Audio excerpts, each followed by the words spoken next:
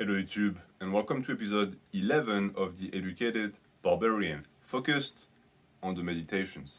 Today we're talking about something that we touched upon last time, which is the relationship that the Stoic has with the wood and the ability that the wood has to impact the Stoic.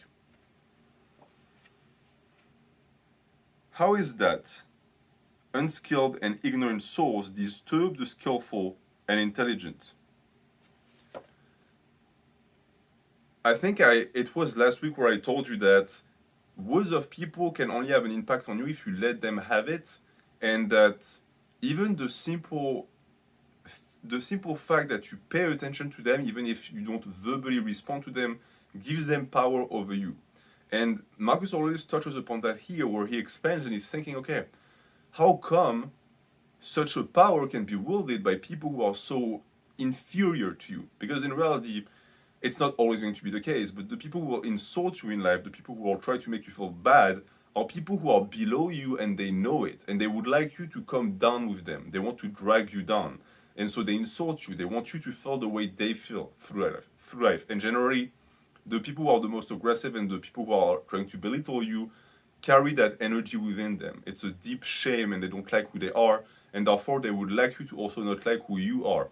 But the question would be, how do they possess that ability to make you feel that way? Because surely by default their status in life should be that they can't touch you.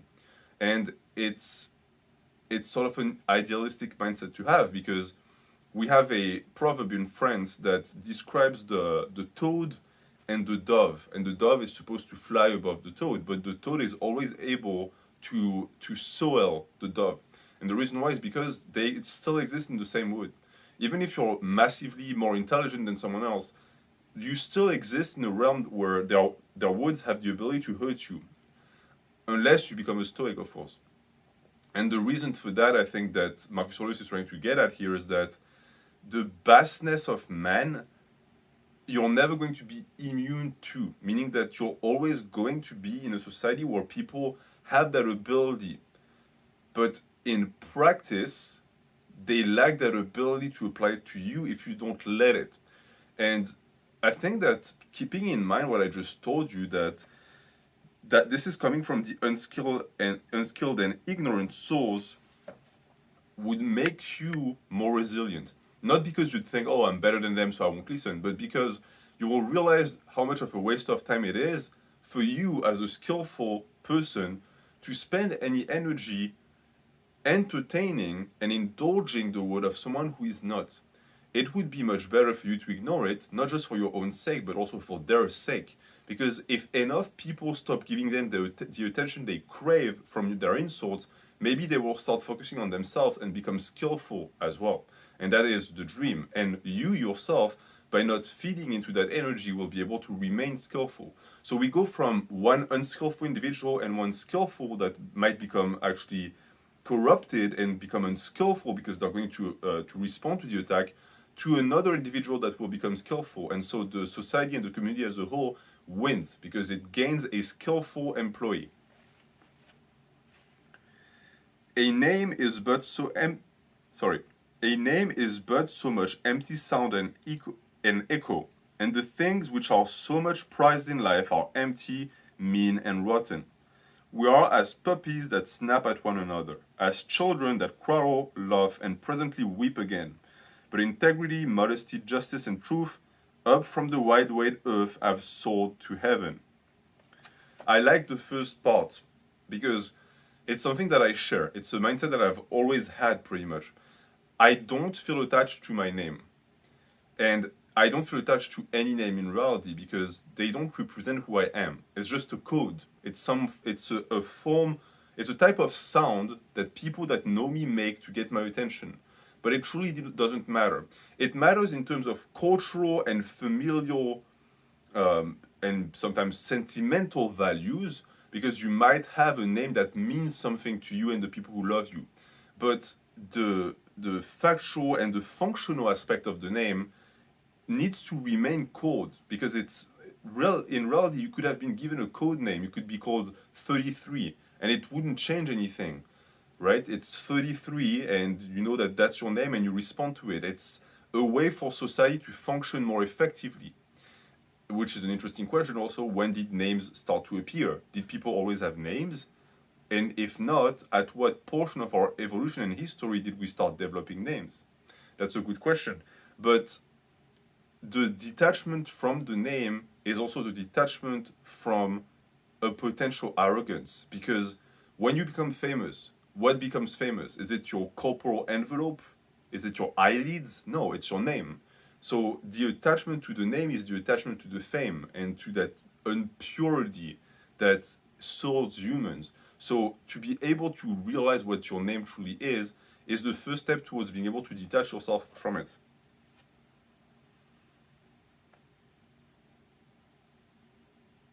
And this is, of course, correlated with the fact that since the name doesn't matter, the name that so many people think is hugely important, it also means that anything that is going to be given to the name, that the name is going to claim for itself in life, is meaningless. It's empty. It's mean. I like that he uses the term mean. The possessions, the aspirations, the admiration of others, all of that is mean. It's surface level. It's not going to help you elevate yourself. In reality, it's going to anchor you to the ground. So you need to free yourself from that as well. And then there's the comparison to puppies. We snap at another, we laugh, etc. And then he presents the balance of these emotions, the ones that are actually important, which is integrity, modesty, justice, and truth, which are seen as heavenly values, as opposed to what we do on earth. All of the quarrel, all of that is very earthly, it's very physical. It's tied to our corporal envelopes. And the values that we need to aspire to are tied to a more aerial nature, in a sense. So that's what we need to aspire to, it's what we need to rise to. What then should detain you here? Things sensible are ever changing and unstable. The senses are dull and easily deceived. The poor soul itself is a mere exhalation from blood. Fame in such a word is a thing of naught. What then? You await calmly extinction or transformation, whichever it may be, until the fullness of the time become what is to suffice you. What else than a life spent in fearing and praising the gods, and in the practice of benevolence, toleration, and forbearance towards men? And whatsoever lies beyond the bounds of flesh and breath, remember that it is neither yours nor in your power. So a pretty good escalation from the primary concept here. So the ever-changing nature of physical things also means that we need to aspire to things that are not that, which is the values that he described, that are from the source in reality. Because if you look at the source as a river, like I've described before, the river carries things, and the things it carries are the physical things. But the river in itself doesn't change. It carries change, it creates change, but change in itself doesn't change, per se, meaning that if there is one certainty in life, it's uncertainty. You know that things are going to be uncertain, and that in itself is a certainty. I can hear my cat running around. So you await, and that then means that you have to make a choice, right? You either await extinction, or transformation. Extinction in the sense that if you just remain purely physical and you never try to elevate yourself, well, then your life won't mean much, because when you die, you just disappear, because you never really managed to be more than just that earthly thing. But if you want to transform yourself, that's when you reach out to the source. And then he describes the life that you should be leading in order to do that, to achieve that reach. And then he ends by saying that even if you do that, you should not be worried, you should not be even concerned with what lays beyond death, because it's none of your business. In reality, the life of someone who tries to embody the virtues of Stoicism is a life worth living. That's sort of the point here. He's telling you, try to excel, try to elevate your soul, not for the rewards of heaven, for the rewards of earth, of what you can become on this earth. And I think that's important, that it predates certain religions that have still spread the same messages. I am wary, and you should be wary of religions that promise a heaven after death and that promise a better life after death. Because the issue is that it also means that you're not going to try and better yourself on earth. You're just going to await that prize, that heaven, and it shouldn't be so. You should be your best self right now. There is nothing afterwards. That's what he's telling you. Don't wait for something special when you're dead. It's going to be too late. Do it now. A prosperous life may be yours if only you can take the right path and keep it in all you think or do. Two advantages are common to gods, to men, and to every rational soul. In the first place, nothing external to themselves has power to hinder them. In the second, their happiness lies in having mind and conduct disposed to justice, and in the power to make that the end of all desire. So the right path is something we've discussed a ton in the Educated Barbarian, but more than just being on the right path, it's constantly thinking about what it means to be on the right path. And I actually had a thought about that before, and it was today actually, where I heard a guy say that he wasn't virtuous. He was making a case that his thoughts and his ambitions weren't virtuous. And the example he used is that he said that he thought honor was worthless. And it made me reflect because, one, I accept his mindset, it's his opinion, but two, I also realized that for those people to be able to express those opinions out loud, it needs to be so that they represent it. But they represent a lack of something. It made me realize that if you are on the opposite side and you represent something, a virtue that you stand for, it should be in your thoughts all the time. And you should not be able to personify it and to share it out loud.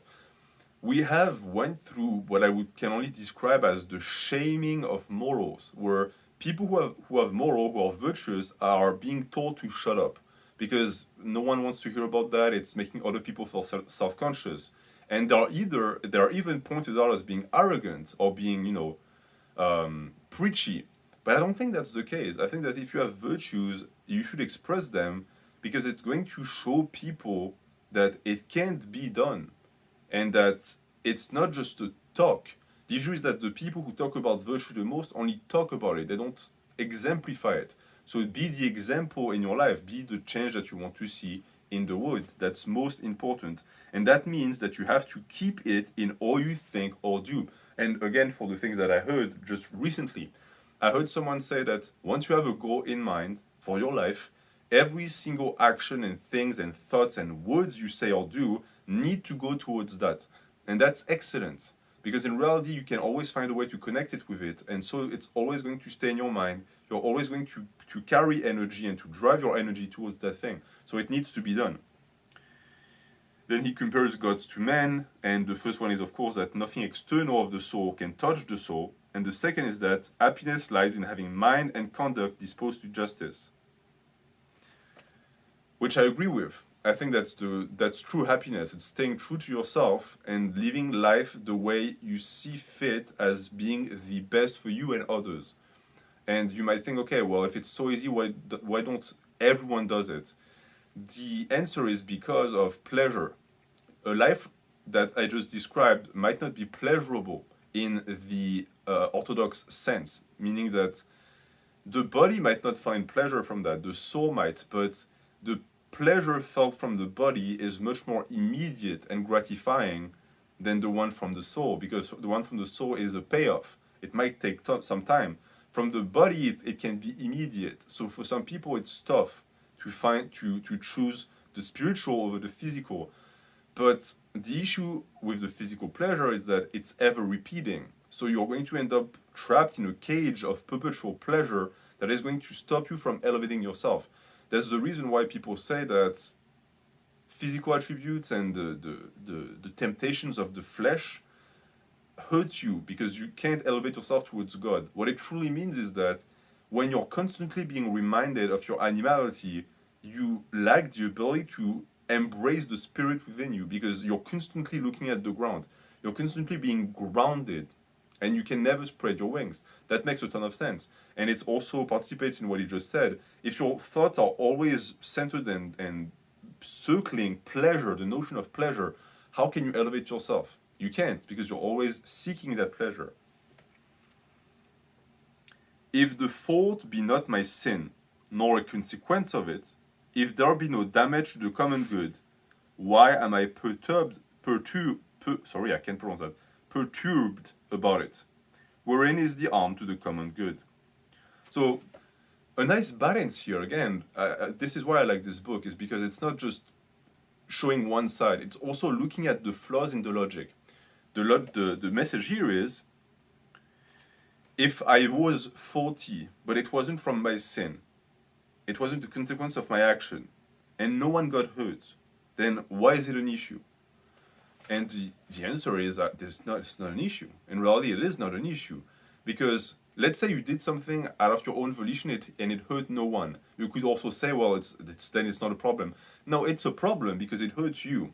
It's teaching you that you can do certain things like this and nothing happens. The issue is that one day something will happen. And even if nothing ever happens, it's damaging you as an individual, even if no one actually gets the other hand of the stick.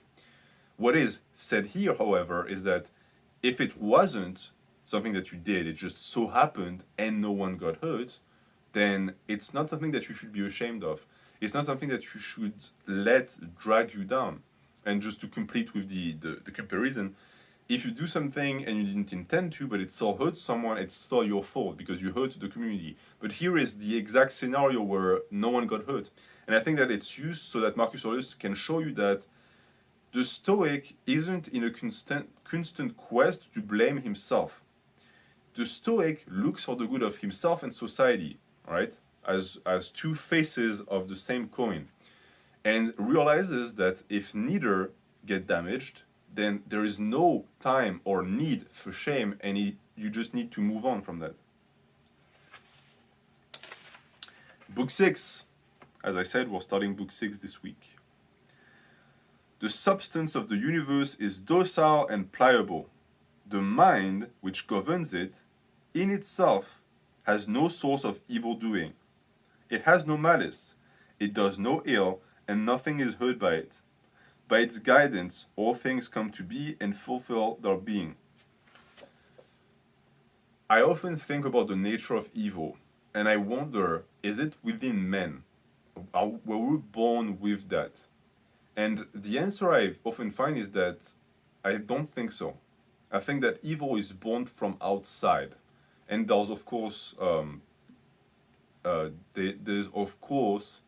a few exceptions to that, meaning that there are certain people who are born with a certain brain chemistry or arrangement that make them quote-unquote evil. But they are a rarity. Most people who commit evil acts committed them because of their environment, their cultural upbringing, etc., etc.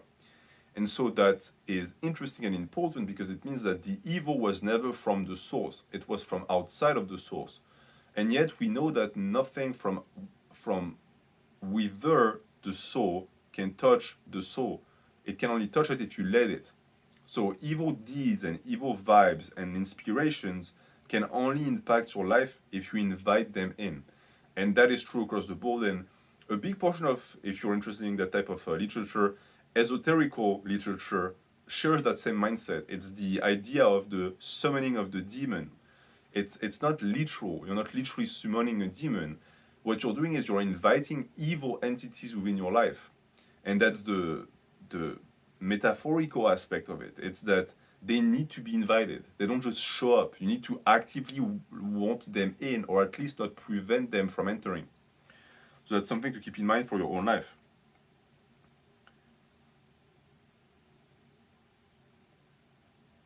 So that's pretty much that for this one.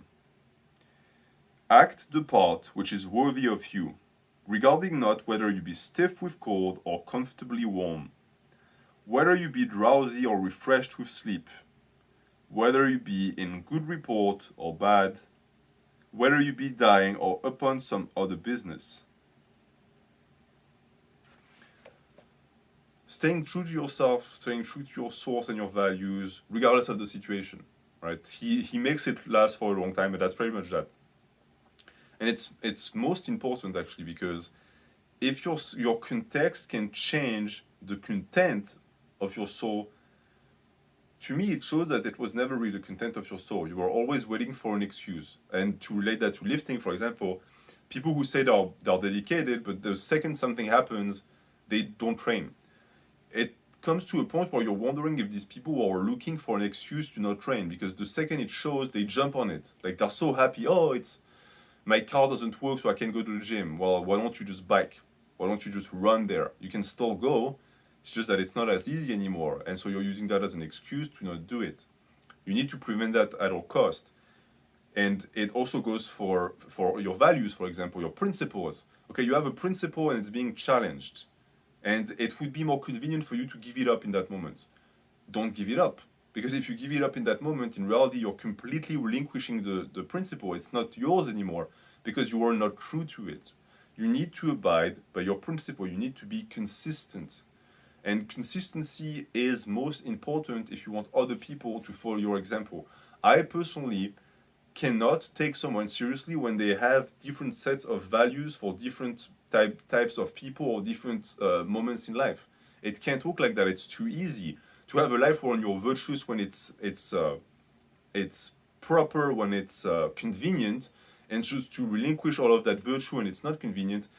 That's called being non-virtuous. It's actually it even makes all of the virtue you show in certain aspects of your life evil, in a sense, because it's a lie. It's not true. It's just that you do it because you know that it's going to get you cookie points with society. That's not good. Your values and principles are for yourself first and for the good of society second.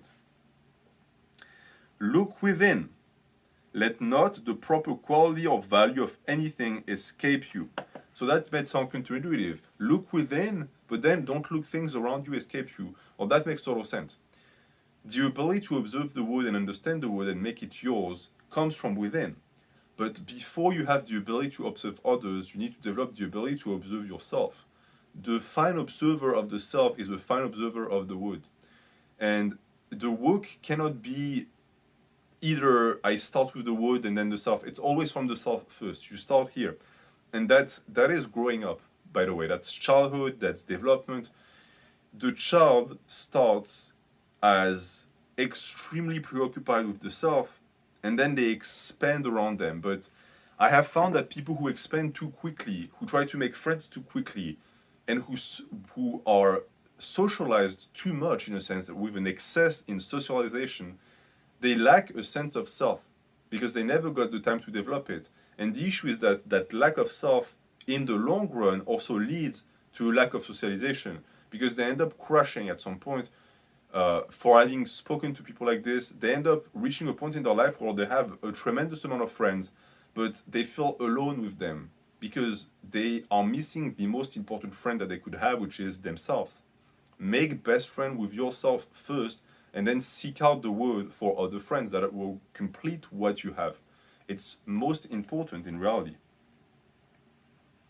And of course, the idea of being curious, of always trying to explore things, I discussed that in the last Q&A. It is what is going to make life worth living. It's the sort of life of always being curious. People who end up cynical and they just don't care about life anymore, it's because they stopped seeing the sparkle in life. They stopped seeing the fun in it. This life is amazing.